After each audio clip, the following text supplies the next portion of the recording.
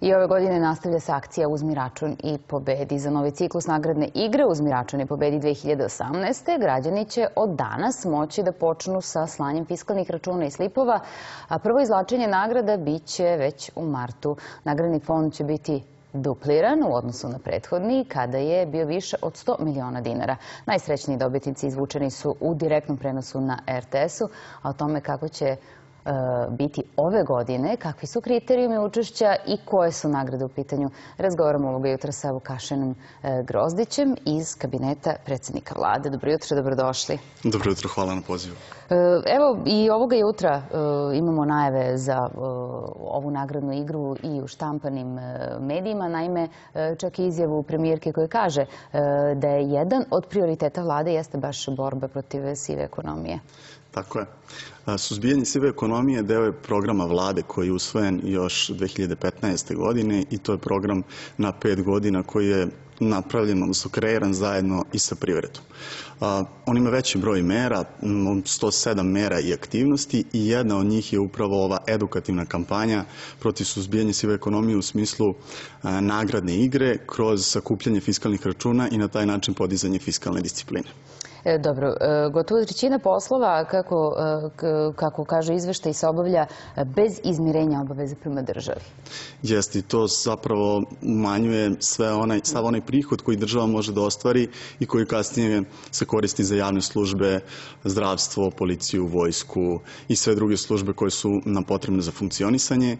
I na ovaj način, kroz edukativnu kampanju, mi podstičemo građane da, uzimajući fiskalni račun, svi oni koji jesu u obavezi i koji su svoju cenu upravo uračunali ovaj porez, to i plate državi. Trećina jeste mnogo, prilično. Sad ovako, kako da kažemo, ovo je samo jedna od mera u borbi protiv sive ekonomije. Kako je baš ova nagradna igra uticala na tu borbu, odnosno koji su rezultati prošle godine bili? Pa možda najbolji kroz rezultate i da govorimo. Tako je, znači, pored toga što je izazvala veliku medijsku pažnju i što je ogromno učešće građana bilo prethodne godine, procena je koja je radio NALED da je preko 40% građana Republike Srbije učestvovalo u nagradnoj igri. Naravno, svi mi želimo da osvojimo neku od nagrada.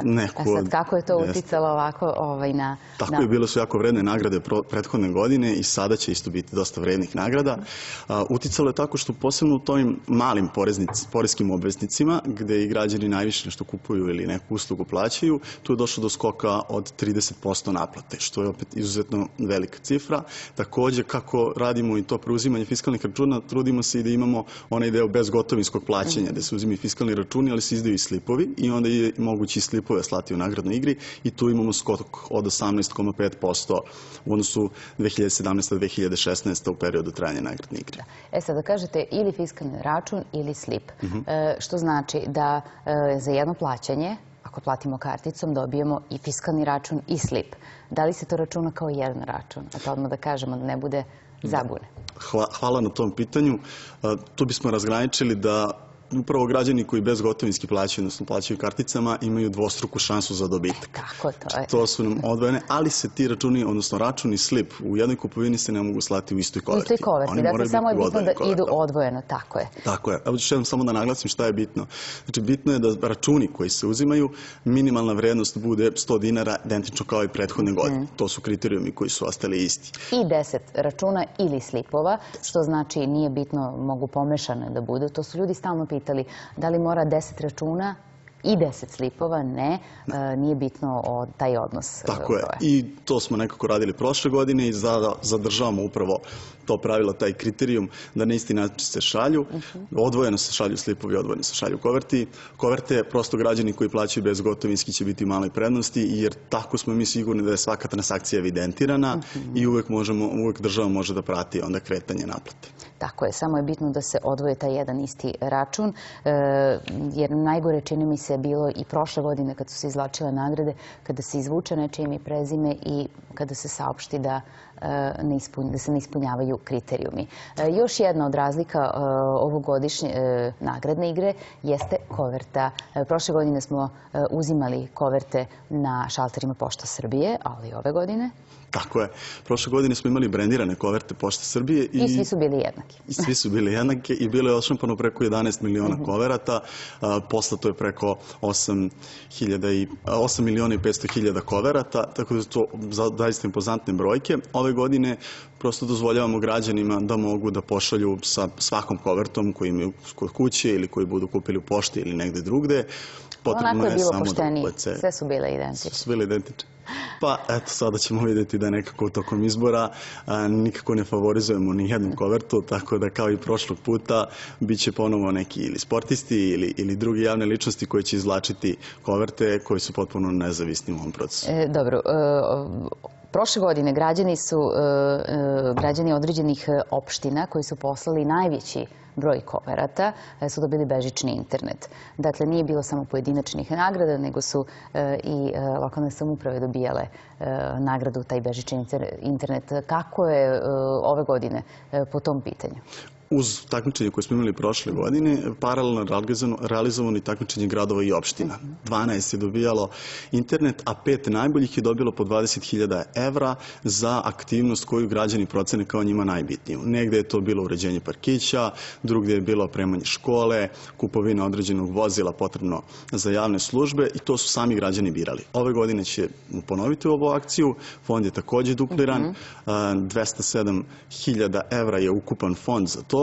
Imamo onda za gradove i opštine. Za gradove i opštine. Učestvovaće sada, imat ćemo 9 dobitnika, od toga malo ravnopravnija raspodela na 3 velika, srednja i na 3 mala, tako da će svi dobiti po 23.000 evra koji budu pobednici u ovim kategorijama.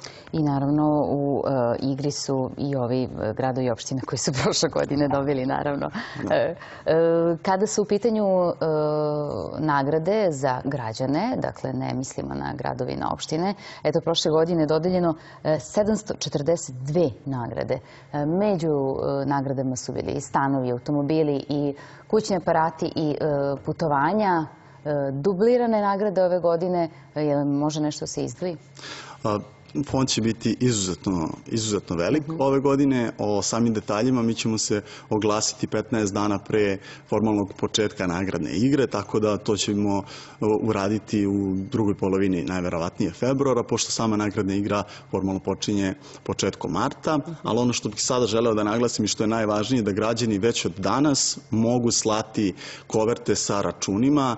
Još jednom bih ponovio, računi ne smeju biti ispod 100 dinara. Odvojeno se šalju računi i slipovi. Svaka koverta ovog puta dolazi u obzir i kvalifikuje se za nagradnu igru.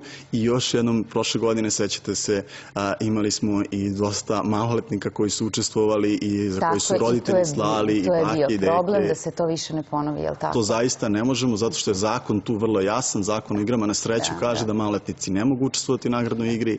Mi se moramo toga držati, tako da apelujemo prosto i ovog puta da građani imaju to u vidu i da kada šalju, da šalju isključivo punoletna lica. Potrebno je samo na koverti navesti da se šalje na uzmi račun i pobedi, a na drugoj strani čitko napisano ime, prezime, adresa, kontakt telefon i to je ono što je potrebno kako bismo stupili sa građanom u kontakt. Je se plaća poštarina? Poštarina se ove godine takođe neće plaćati, što će građanima opet omogućiti da pošalju veći broj koverta. Odnosno, vi ste zaboravili da kažete, s obzirom da kupujemo koverte, dakle, bez obzira na to poštarina se ne plaća. Mogu samo da zamislim nekog ko je izvučena, u pitanju je dete, maloletna osoba ili nisu ispunjeni svi kriterijumi. Sve je lako i jednostavno. Znali se kad će biti izvlačenje još uvek? Početkom marta. Početkom marta. Hvala najlepše što ste bili naš gost ovoga jutra. Hvala na pozivu.